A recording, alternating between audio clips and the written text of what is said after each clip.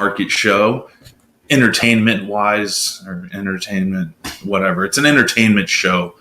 That's all I'm trying to say is I hope everyone's having a good weekend. Hope you enjoyed it. I did. I had fun. It was relaxing. Anyways, guys, nobody cares about that. Let's talk about the market. First things first, pre-market. We are sitting up right at around 200 on the Dow. Our oil is up ever so slightly. The dollar is down ever so slightly. And the 10-year yield is at 1.644-ish, which is pretty much where it's been, that kind of range we've been sitting in. So that leads me to a rather inconclusive prediction on what the market's going to do today, except for that there was one of the Federal Reserve presidents came out and said something about strengthening the dollar or something. Don't quote me, because I'm sure he didn't say, we're going to strengthen the dollar or something. Like, he didn't say it quite like that. So that's not a quote. Don't throw the air quotes into that statement.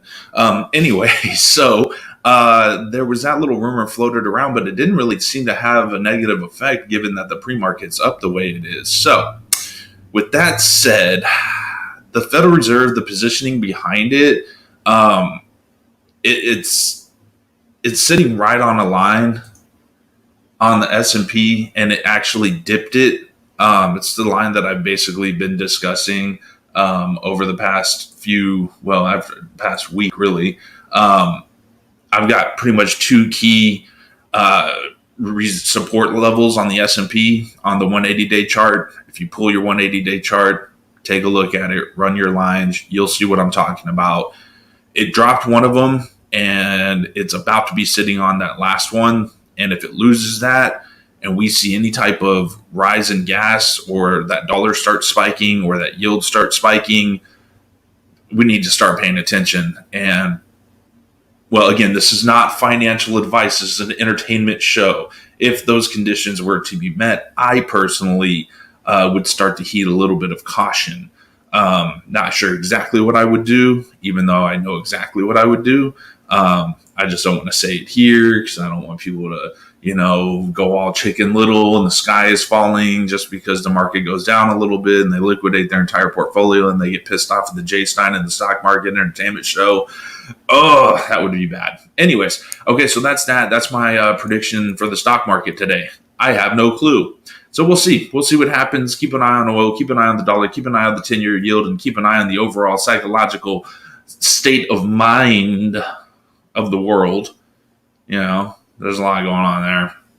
Anyway, so let's talk about Bitcoin. Oh my God, I love Bitcoin. It's a love and hate type situation for me. And I'm trying to think of a clever little, analogy to use. And none of them are appropriate because I don't know who's actually watching it.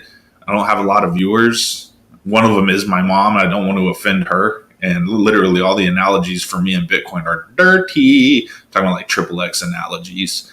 Anyways, it's up 3.5%, which means all the altcoins are following suit. Not as drastically as I would want, but screw it. My crypto portfolio is looking good like morning wood. That's all I'm trying to say. Shit.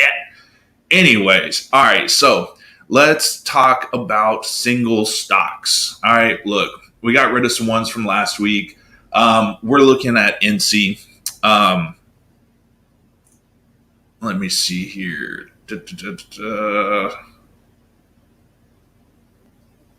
I meant to have this pulled up a minute ago. Okay. Anyways, we're talking about INCY. Where in the heck are you? Oh, there you are. Okay. Let's see here. Anyways, all right, you know what? Screw that. We're just going to talk about it. Okay, so look, INCY, ticker INCY, it's still looking good. I still like it. Okay, actually, I did figure it out. It's really early in the morning, so we're just going to start as if none of this ever happened before, okay? We're just going to start fresh. All right, guys? All right, so BTX. All right, look, guys, these people They figured out gene therapy. Like literally, they figured it out. Like they literally figured out gene therapy. They got. I have the whole thing picked out. Okay, here we go. All right. You know, so this live stream stuff, it just gets me. Okay, so essentially, look, that's their chart. Let's put it up on the 6 month. Look at what it's done. I mean, seriously, look at what it's done. It's gone parabolic, and the reason why is because they have literally figured out gene therapy. Today, that they announced that it has acquired the exclusive license for mRNA gene editing and cell therapy technologies for whatever the fuck or whatever the heck they feel like doing. All right. And that article was posted on the 29th. So it was a few days ago. And that's when the whole run of the stock went up. So we can look at this fun little diagram. You get it? Yeah, I don't get it at all. But anyway, so they've got partnerships with AstraZeneca, Moffitt, and some other company I've never heard of. And this is their timeline on their clinical stages. And basically, they're looking to have this thing ready to go into development, manufacturing, and marketing by the end of Q2 of this year is what their diagram is indicating. In case you want to look at that one again.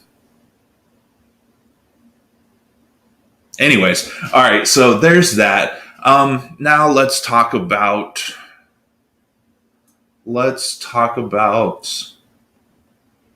sex, baby. Yeah, so you can see the chart on that is just ridiculous.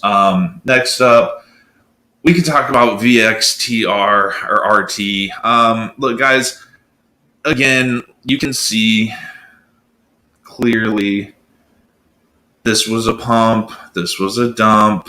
Look what it's doing now. Okay. Does this kind of look a little familiar? Yeah, a little bit. Okay. They're basically saying that they've got this magical little formula to make their oral vaccine, okay, for the COVID-19. All right. Merck is working on the same freaking thing. I get it. If you are in this stock and you are making money, you are emotionally connected. And I get that. And that's great. I hope you make your money. And I'm not even joking. I want everybody to get paid. That's why we're here. Okay. But don't sit here, like I said last week, and leave me nasty little comments about whether or not these guys are freaking magical or not, because they're not. And their best case scenario is being bought out if the big companies don't beat them to the punch. And you better believe it's not just Merck.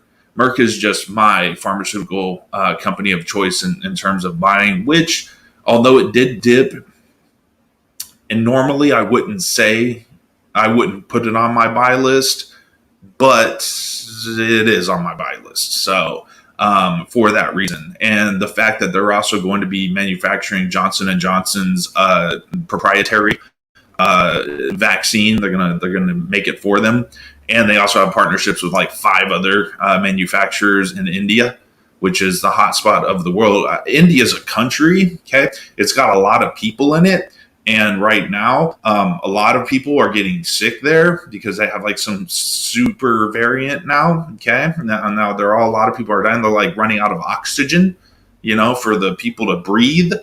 And I'm being a little facetious, and I shouldn't be, but again, there's a point to what I'm saying. Some little clinical stage company is not going to come in there and save India. Okay, we've got the big dogs that have the big, capabilities. Merck, 5 other manufacturers, all but manufacturing the J&J vaccine that's been proven to work. Okay. That's what's happening. Plus, then on top of that, if Merck does develop their oral vaccine form first, then it's game over for VXTR, VXRT. But Reddit's behind it, and yeah, have fun. Have an exit strategy is what I would do. Pump and dump. Yeah, have fun. Anyways, next up, INCY Corporation. I think these guys are awesome.